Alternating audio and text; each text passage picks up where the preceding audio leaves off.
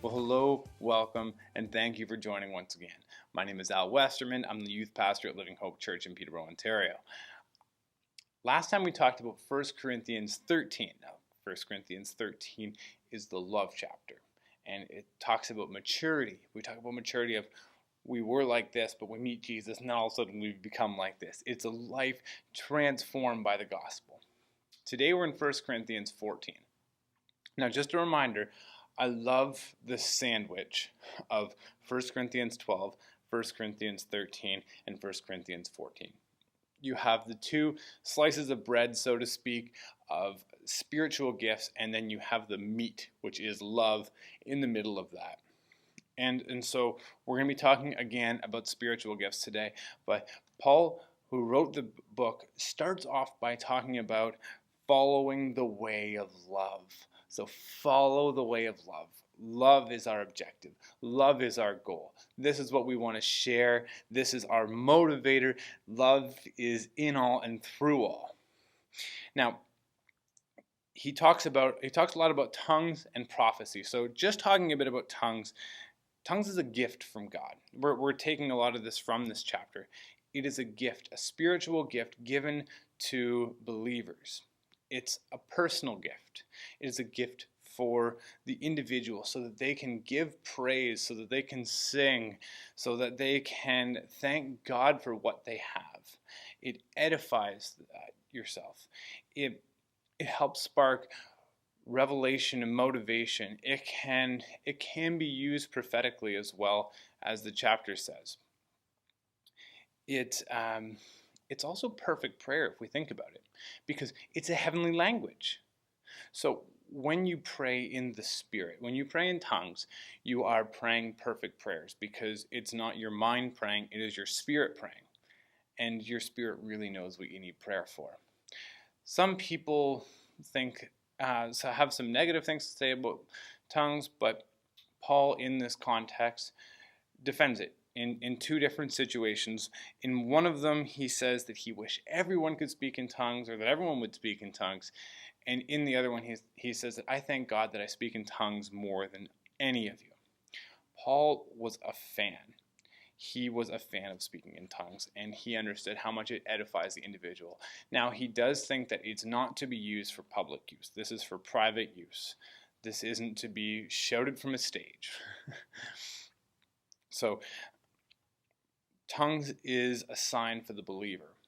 Now, Paul talks also a lot about prophecy, and I love the idea of prophecy. I don't think it's as far out as maybe some of you do. I think it is, Paul actually kind of describes the purposes of it. He says in verse 3 that it is a word of encouragement, building up, or of consolation.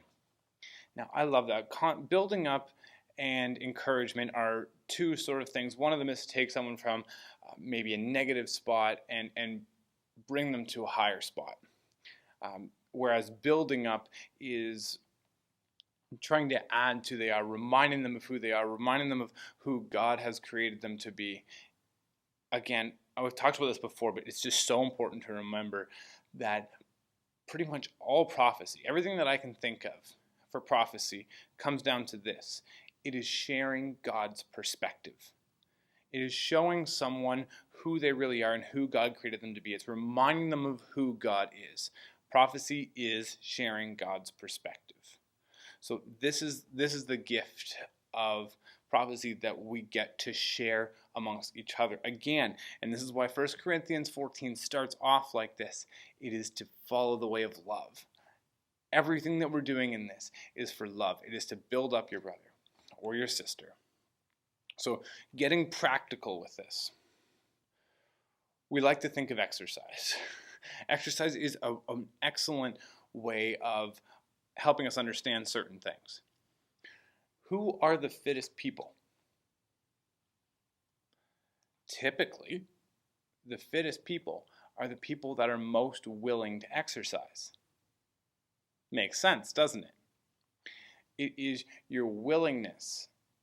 It is the ability to go out there and do it. That is what equips you, and that is what makes you able to do it. I was talking to my friend Curtis the other day, Curtis Harshorn from Disciple City, and he was saying that people are applauding him or encouraging him or acknowledging within him spiritual gifts, such as evangelism or teaching. And he's like, okay, well, great. You wouldn't have said that about me 3 years ago.